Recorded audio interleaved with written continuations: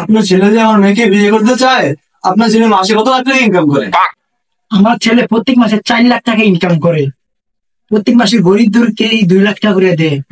আমার ছেলে প্রতি মাস করতে গেলে 4 লাখ টাকা আসে।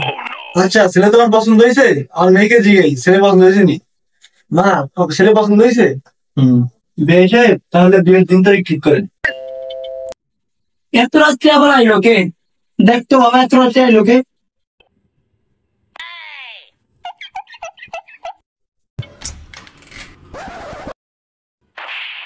আজকে শালা তো করে পাইছি। আজকে কিস্তির টাকা না দিয়ে যাস কই দেখবো। ডাক দে তোর বাইরে, ডাক দে।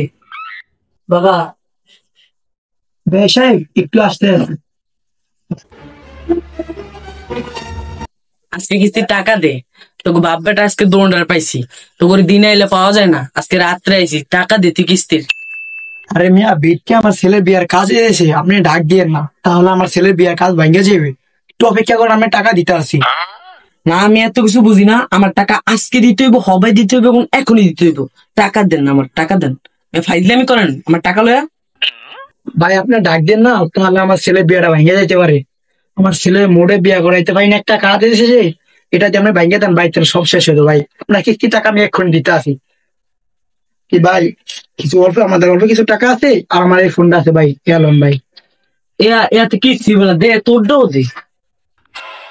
এ সবাই সবাই আঙ্গুর লেনদেন ক্লিয়ার, টিয়া পয়সা পাই গেছে। আয়, অভিনয় কল লাগবো না, আয় সব দিয়া কর। ওর বন্ধু লেনদেন কি দেন? চল।